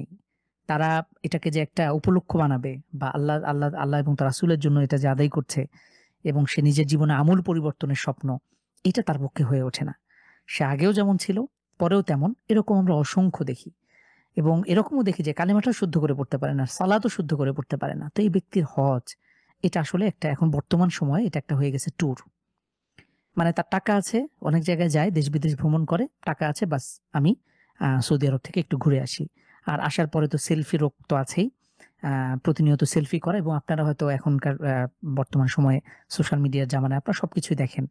কাবার সামনে বসে আপনি টিকটক থেকে শুরু করে, এই রিলস থেকে শুরু করে এত জঘন্য, জঘন্য ব্যাপার, এগুলো আসলে খুব কষ্টের এবং এগুলো খুব দুঃখজনক। আল্লাহ রাসূল সাল্লাল্লাহু আলাইহি ওয়াসাল্লাম থাকলে না জানি এই সমস্ত শ্রেণীদেরকে কি করতেন। তো হজ এটা একটা স্পিরিচুয়াল, এটা পরিবর্তনের একটা মাধ্যম। হজের জন্য আমাদের একটা পূর্ব প্রস্তুতি দরকার। আগে থেকেই স্বপ্ন, আগে থেকেই হজের ব্যাপারে, হজের মাহাত্ম্য, হজের ইতিহাস, হজের শিক্ষা, হজ কেন আল্লাহ তাআলা দিয়েছেন, এই বিষয়গুলো আসলে জানা দরকার। প্রিয় দিনী ভাই-বোন, এজন্য আমাদের আসলে উম আ এটা নিয়ে আমাদের একটু চিন্তা ফিকির করা উচিত। আমি এরকম অসংখ্য মানুষের সাথে এখানে ফেস হওয়ার সুযোগ হয়। মানে আমরা হারামে গেলেই কম বেশি তো হারামে যাওয়া হয়। সেখানে যে বাংলাদেশ থেকে যারা আসে। গত বছর, আগের বছর একটা ঘটনা মনে পড়েছে। তো আমি একটু আগে বলছিলাম যে আমাদের বাংলাদেশে একটা কনসেপ্ট হচ্ছে যে ঋণ আছে, হজে যাওয়া যাবে না। ঋণদাতা ব্যক্তি সে যতক্ষণ না অনুমতি দিচ্ছে হজে যাওয়া যাবে না। আমার মেয়ে আছে, মেয়েকে বিয়ে দিয়ে তারপর হজে যেতে হবে। এখনো পর্যন্ত এরকম অনেক চিন্তা, তারা ভুল মানে ধারণা লালন করে। অনেকের ধরেন মনে করে কি যে সারা জীবনে একদম রিটায়ারমেন্ট এর পরে আমরা হজে যাব। না। হজ যখন ফরজ হয়েছে আপনার তৎক্ষণাৎ হজ পালন করবেন। যদি কেউ হজ ফরজ হয়েছে কিন্তু হজ আদায় করেনি, সে ব্যক্তি গুনাহগার হবে এবং আল্লাহ তাআলার কাছে তাকে জবাবদিহিতা করতে হবে। আর যদি কোনো ব্যক্তি ধরেন আমাদের পিতামাতা বা দাদা-নানি যারা আছেন তাদের উপরে যদি হজ ফরজ হতো, আপনারা মাসালা জেনে নেন। যদি আমাদের কোনো ব্যক্তি, তার উপরে হজ ফরজ ছিল কোনো একটা সময়, কিন্তু সে মারা গিয়েছে, তো তার যারা উত্তরসূরি অর্থাৎ তার সন্তান-সন্ততি তারা তার পক্ষ থেকে বদলি হজ বা নিজেরা আদায় করবেন। এটা তার উপরে ফরজ। এটা যদি সম্ভব হয় এটা আপনারা তার মৃতের পক্ষ থেকে এটা আদায় করে দেবেন ইনশাআল্লাহ। তো বলছিলাম একটা ঘটনা। তো বাংলাদেশ থেকে তো সবচেয়ে এই বয়স্কগুলো যারা চলতে পারে না, ফিরতে পারে না, তারা আসে। কিন্তু হজের এই ৫ দিনের কর্মকাণ্ড এটা খুবই টাফ, এটা খুবই কঠিন। একটা ইয়াং মানুষও এটা হয়রান হয়ে যায়। আপনাকে ২০-২৫ কিলোমিটার হাঁটা, এবং এটা তো একটা জার্নি। এটা আপনাকে একটা প্র্যাকটিসের মধ্য দিয়ে যেতে হবে। এবং হজের যে এত ফজিলত এসছে এটা এমনি বর্ণিত হয় নাই। তো এই যে আপনি টোটাল একটা সিস্টেমের মধ্য দিয়ে যাবেন শুধুমাত্র এক আল্লাহর জন্য, পাগলের মতন। আপনার আপনার কাছে কোনো জুতা নাই, আপনার কোনো আড়ম্বরতা নাই। আপনি মন্ত্রী মিনিস্টার, আপনি কি রাজা-প্রজা কোনো দেখার বিষয় না। আপনাকে সাদা একটা পোশাক পরে এই সাদাসিধা এখান থেকে মিনা আরাফা, মুজদালিফা আপনাকে দৌড়াদৌড়ি করতে হবে। আপনাকে আল্লাহর জন্য একদম সবকিছু ছেড়ে, আপনার কাছে কোনো কিছু নাই। এই যে ফিলিংসটা, যখন আমরা ইহরামের কাপড় পরি, সাদা কাপড়, ২ টা কাপড় পরে আমরা যখন যাই, হাতে কোনো কিছু থাকে না, কিছু থাকে না। তো এইভাবে যখন আমরা তাওয়াফ করি, এরপরে যখন আপনি হজের অন্যান্য আ ইগুলো সম্পন্ন করবেন, তখন দেখবেন যে কি ফিলিংসটা আসে যদি আমরা সঠিকভাবে এটা আদায় করতে পারি। এটা আসলে একটা পরিবর্তনের মাধ্যম হতে পারে। তো বলছিলাম যে একজন ভদ্রলোক উনি আসলেন সংসদের আওয়ামী শাসনামলে, আপনারা বুঝতেই পারছেন সেই ফ্যাসিস্ট শাসনামলে এই ভদ্রলোক তিনি ৩ বারের এমপি। তো আমি সেবার হজ মিশনে ডিউটি করছি। তো আ তিনি যেহেতু হজ মিশন তো বাংলাদেশ সরকারের পক্ষ থেকে হয়, এবং আমাদের কাজই হলো এই সমস্ত মন্ত্রী মিনিস্টার বা যারা সরকারি হাজে আসে তাদেরকে নিয়ে। তো তিনি, সে ভদ্রলোক পুরোটা সময় প্রায় ২-৩ দিন আমাকে সাথে রাখলেন। তো এখানে তো তিনি তো এবং তিনি সংসদের চিফ হুইপ বা এরকম কেউ ছিল। আমি নাম বলছি না। তো এই ভদ্রলোক এই ২-৩ দিন আমাকে সাথে রাখলেন এবং মসজিদে নববীতে বসে অনেক সুখ-দুঃখের আলাপ এখানে হয়। এখানে তো আর কোনো নেতাকর্মী তার নাই। তার চারপাশে প্রটোকল দেবে অথবা তাকে দেখে মিছিল-টিছিল দেবে এরকম তো সুযোগ নাই। তিনি এখানে এসে সাধারণ মানুষের মতোই। তো তিনি বলছেন যে, আ আমি বললাম যে, "আপনি তো চাইলে প্রত্যেক বছরই হজ উমরা করতে পারেন। মানে উমরা করতে পারেন অন্তত। হজ একবারই ফরজ।"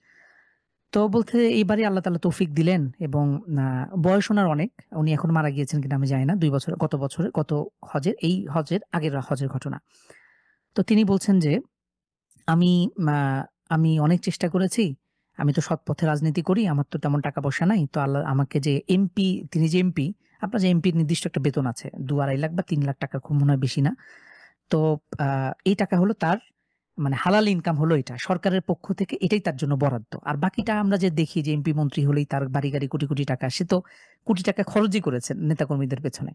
তো এই টাকা যখন সে খরচ করবে সে তো হারাম পন্থায় এটা কিন্তু ওপেন সিক্রেট। আমি এই জিনিসটা কোনোভাবেই বুঝি না যে আমরা এগুলো কিন্তু সবই বুঝি। একজন এমপি, মন্ত্রী, মিনিস্টার সে যখন এই কোটি টাকা খরচ করে সে একটা ক্ষমতা দখল করল এবং তার যে সম্মান আমরা দেই, এ ব্যক্তি তো চাক্ষুষ ফাসেক ব্যক্তি।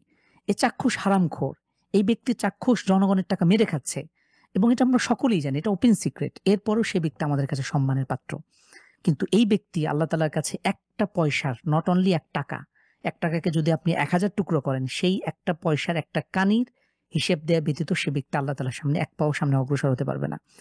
এই ব্যক্তি এটা এমনি না। আমরা জানি আমাদের সালাফদের ঘটনা, আমাদের ইমামদের ঘটনা। তারা ইচ্ছাকৃতভাবে কোন ক্ষমতা তারা নিতে চায় নাই। ক্ষমতা মানেই হলো আপনার জন্য দায়িত্ব। ক্ষমতা মানেই হলো আপনি শুধু নট অনলি আপনার নিজের হিসেব, আপনার অসংখ্য মানুষের হিসেব আপনাকে দিতে হবে। এটা তো সহজ না। অথচ আমরা দেখি বর্তমান সময়ে আপনি বাংলাদেশের বিশেষ করে রাজনৈতিক প্রেক্ষাপটগুলো এত জঘন্য, এত ভয়াবহ। তো এই ভদ্রলোক আমাকে বলছেন যে, "আমি ওই টাকা জমিয়ে যে টাকা সরকার থেকে বরাদ্দ, সেই টাকা থেকে আমি হজে আসছি। আমি জীবনে কোনো দুর্নীতি করি নাই। সৎ পথে রাজনীতি করছি। আমি খুব সৎ মানুষ।" উনি এটার মোটামুটি সারমর্ম হলো এটা। তো এই ব্যক্তিকে আমি চিনতাম না। মোটামুটি ২-৩ দিন পরে আমি একদিন শুয়ে আমার একটু আগ্রহ হলো যে এই ব্যক্তির একটু ডাটাটা আমি একটু ঘাঁটি। তো জনাবে আমি যখন তাকে আমি নেটে সার্চ করেছি, তো আসলো উনি যেহেতু এমপি, ৩ টার্মের উনি এমপি ছিলেন এবং সংসদের বড় একটা চিফ হুইপ বা ছিলেন। তো তার নামে ১ম এই যে রিপোর্টটা আসলো সেটা হলো তার নামে দুদক থেকে ৳১,০০০ কোটি টাকার মামলা তাকে তলব করা হয়েছে। তো তাহলে বোঝেন আমরা বিগত শাসনামলে জানি দুদক-টুদক যাই বলেন এগুলো সবই সরকারি একটা ছিল। লেজুর বৃত্তি তারা করেছে। কিন্তু সেখান থেকে তাকে ৳১,০০০ কোটি টাকার তাকে তলব করা হয়েছে দুর্নীতি মামলা এবং তার মেয়ে অক্সফোর্ডে পড়ে। সে ওখানে বসে গল্প-টল্প করছিল এবং শেষে আমাকে গল্প শোনাচ্ছে যে তিনি এই পুরোটা হালাল পয়সায় করছেন। তো হজ এখন এই যে আমি total moral of the story হচ্ছে যে আমাদের যারা সামর্থ্যবান আছেন বা এই যে আমরা হজ উমরা করি এটা কোনো পরিবর্তনের কোনো মাধ্যম। এটা কোনো আমাদের স্পিরিচুয়ালিটি নাই। এটা যে আল্লাহ তাআলার একটা বিধান, সুস্পষ্ট বিধান এবং আল্লাহ তাআলা এটা কেন দিয়েছেন? আ এই অনুভূতিবোধ আমাদের মধ্যে নাই। তো এরকম আমরা অনেকেই আছি এবং সমাজে দেখবেন কত মানুষের উপরে হজ ফরজ হয়েছে, সামর্থ্যবান আছে তারা হয়তো হজ উমরা এটা আদায় করছে না। তাদের এই অনুভূতি নাই। আবার যারা আদায় করছে তাদের মধ্যে আবার এটাকে সুষ্ঠুভাবে সুন্দর করে আদায় করবে এই চিন্তাও তাদের মধ্যে নাই।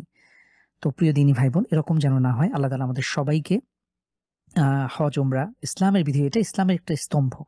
তো এটা যেন আদায় করার তৌফিক দান করে। এক নজরে আমরা যদি একটু হজের বিধিবিধানটা দেখি, এক নজরে জাস্ট আমি ১ মিনিটে শেষ করছি। আমাদের আজকের ক্লাস এখানেই শেষ। তো এটা আমরা যতই পড়ি না কেন, হজ, উমরার বিধিবিধান আপনি যতই পড়েন, আপনাকে আসার পরে আপনাকে অবশ্যই নতুন করে সেটাকে রিভাইজ করতে হয়। আমরা নিজেরাও সারা জীবন হজ, উমরার নিয়মকানুন পড়েছি। কিন্তু আসার পরে এটাকে শিখতে হয়। এটা প্র্যাকটিক্যাল আমলের বিষয়। তো ১ম এই হজটা, বিশেষ করে হজটা এটি ৮ তারিখ থেকে জিলহজের ৮ তারিখ থেকে শুরু হয়। তো ১ম এই একজন ব্যক্তি সে এহরাম বেঁধে, এহরাম মানে হলো সে ব্যক্তি এই যে ২ টা কাপড়, সাদা কাপড় পরবে এবং নিয়ত করবে লাব্বাইকা হাজ্জাতান অথবা উমরাতান। এই নিয়তটা করে সে মিনায় যাবে। মিনায় সে আ অবস্থান করবে, রাত্রি যাপন করবে অথবা অবস্থান করে সে ৯ তারিখ সূর্যোদয়ের পরে সে এই আরাফাতের ময়দানে অবস্থান করবে। এই মিনা থেকে আসবে আরাফার ময়দানে, এটা ৯ তারিখ। এই বাংলাদেশে আমরা 9 তারিখে রোজা রাখি। আল্লাহ রাসূল সাল্লাল্লাহু আলাইহি ওয়াসাল্লাম বলেছেন, "আল হাজ্জু আরাফা।" আরাফাত দিনের এই আরাফার ময়দানে অবস্থান করাটাই হলো হজ। তো আরাফার ময়দান ৯ তারিখে আসবে। এখানে সারাদিনব্যাপী তিনি দোয়া করবে। এই আরাফার ময়দানে দোয়া করার অসংখ্য ফজিলত এসছে। আপনারা যারা ভিডিওতে দেখেন আমরা এই ৯ তারিখের লাইভটা এটা টেলিভিশনে প্রচার করা হয়। সেটাই হলো আরাফার ময়দান। লক্ষ হাজি সারা বিশ্বের প্রান্ত থেকে তারা এই সাদা দুখানা কাপড় পরে তারা এভাবে আল্লাহ তাআলার কাছে কান্নাকাটি করবে, রোনাজারি করবে। সেখান থেকে আ তারা সূর্য অস্তের পরে তারা চলে যাবে মুজদালিফায়। তো মুজদালিফায় গিয়ে রাত্রি যাপন করবে। এরপরে ১০ তারিখ তারা এসে আ জামারায় পাথর নিক্ষেপ করবে। জামারা মানে হলো ৩ দিন, পরবর্তী ৩ দিন আ যে শয়তানের যেই মানে শয়তানের নির্ধারিত যেখানে ইব্রাহিম আলাইহিস সালাম পাথর নিক্ষেপ করেছিলেন, সেই জায়গাটাতে পরপর ৩ দিন সে পাথর নিক্ষেপ করবে। এরপরে সে তাকে আ আ হলক করতে হবে, কোরবানি দিতে হবে। হলক মানে হলো চুল মুড়ানো অথবা চুল কেটে ফেলা অর্থাৎ হালাল হওয়া। এহরাম বাঁধার মাধ্যমে তার উপরে কিছু বিষয় হারাম হয়ে যায়। যেমন স্ত্রীর সাথে সম্পর্ক অথবা অন্যান্য যেকোনো গুনার কাজ বলি অথবা আ প যেকোনো চুল কাটা অনেক কিছুই অনেক নিয়মকানুন আছে। সুগন্ধি ব্যবহার করা, সেলাইদার কোনো পোশাক পরিধান করা। এরকম কিছু কাজকর্ম তার জন্য হারাম হয়ে যাবে। ঠিক সেখান থেকে নিয়ে সে ব্যক্তি ১০ তারিখে এই তিনি মা তা জি এই তাওয়াফ-টাওয়াফ করে তিনি হালাল হয়ে যাবেন। এর পরের ৩ দিন তিনি এই জামারায় পাথর নিক্ষেপ করবেন, মিনা অবস্থান করতে পারেন। আর সর্বশেষ তিনি একটা বিদায়ী তাওয়াফ করবেন। তিনি যেহেতু মক্কা ছেড়ে তিনি চলে যাবেন, সর্বশেষ একটা বিদায়ী তাওয়াফ করে তিনি পরবর্তী দেশে ফিরে আসতে পারেন। তো এই মোটামুটি ৫ দিনব্যাপী এরকম কিছু কাজ করতে হয়। এটা প্র্যাকটিক্যালি যখন আপনারা হজে এবং উমরার জন্য প্রস্তুতি নেন, বিশেষ করে যারা উমরার জন্য আপনারা প্রস্তুতি নিতে চান, উমরাটা ইজি। এটা যে কেউ করতে পারেন। যে কারো আমরা দেখি আলহামদুলিল্লাহ সব কম কম বেশি সবাই আসেন। তো উমরায় আসলে ১ম এ এহরাম বাঁধতে হয়। এহরাম বেঁধে আ অর্থাৎ মিকাত আমরা বাংলাদেশ থেকে বা এখানে যারা বিভিন্ন দেশ থেকে আসেন তারা তাদের থেকেই সৌদি আরব প্রবেশের আগেই তারা এহরাম বাঁধেন, নিয়ত করেন এবং এহরামের কাপড় পরিধান করে তারা প্রবেশ করেন। এসে সর্বপ্রথম এই পবিত্র কাবাকে তাওয়াফ করেন ৭ বার। তো ৭ বার তাওয়াফ করার পরে সাফা মারওয়া যেই পাহাড় আছে ২ পাহাড়ের মাঝখানে তারা দৌড়াদৌড়ি করবেন ৭ বার টোটাল। এরপরে তিনি হালাল হয়ে যাবেন। এটা হলো মোটা দাগে উমরার কাজ। আর এই উমরাটা যেকোনো সময়ই করা যায়। কিন্তু আমরা দেখলাম হজের কার্যক্রমটা নির্দিষ্ট কিছু দিনের সাথে সম্পর্কিত। তো আলহামদুলিল্লাহ এই ছিল আমাদের আজকের দার্স। আজকের দার্সে আমরা খুব সংক্ষেপে আমরা হজ এবং উমরার বিধিবিধানগুলো দেখলাম। আল্লাহ তাআলা আমাদের সবাইকে মৃত্যুর আগে একবার হলেও হজ পালন করার তৌফিক দান করুন এবং হজ যেন হয় আমাদের একটা আধ্যাত্মিক যাত্রা এবং হজ যেন আমাদের পরিবর্তন একটা সওগাত নিয়ে যেন হাজির হয় এবং হজ উমরা যারাই করি, যেটাই করি না কেন, আল্লাহ তাআলা যেন আমাদেরকে এভাবেই ইনশাআল্লাহ কবুল করেন। আমাদের প্রত্যেকেরই স্বপ্ন থাকে সেই এই কালো গিলাফে মোড়ানো পবিত্র কাবা দেখা, আল্লাহ রাসূল সাল্লাল্লাহু আলাইহি ওয়াসাল্লামের রওজাকে সবুজ গম্বুজে মোড়ানো সেই আমাদের সেই আল্লাহ রাসূল সাল্লাল্লাহু আলাইহি ওয়াসাল্লামের রওজাকে সালাম দেয়া। এবং আমরা জানি পবিত্র কাবার ফজিলত কি? আমরা ১,০০,০০০ রাকাতের ১ রাকাতের বিনিময়ে ১,০০,০০০ রাকাতের সওয়াব আমরা লাভ করতে পারি। আর পবিত্র মসজিদে নববীতে ১ রাকাতের বিনিময়ে ১,০০০ রাকাত। ইসলামের দৃষ্টিতে ইসলামে এই ৩ টি মসজিদ, মসজিদুল কাবা, আল কাবাতুশ শরীফা, মসজিদুন নববী এবং বাইতুল মাকদিস যেটা এখন নাপাক ইসরায়েলি বাহিনীর হাতে। তো এই ৩ টি মসজিদ হলো ইসলামের দৃষ্টিতে সবচেয়ে ফজিলতপূর্ণ গুরুত্বপূর্ণ মসজিদ। তো আল্লাহ তাআলা আমাদের সবাইকে এই আ মসজিদগুলোতে আল্লাহ তাআলা যেন আমাদেরকে বাইতুল মাকদিসও কবুল করেন ইনশাআল্লাহ। আল্লাহ তাআলা যেন আমাদেরকে এই মুসলিম ভাই-বোনদের এই জুলুম থেকে আল্লাহ তাআলা যেন হেফাজত করেন। মসজিদুল আকসা যেন অতি সত্বর আবারও যেন মুসলিমদের হস্তগত হয়। আমরা সেই কামনা করি। আমরা সকলের জন্য দোয়া করি। জাযাকুমুল্লাহ খাইর। আসসালামু আলাইকুম ওয়া রাহমাতুল্লাহি ওয়া বারাকাতুহু।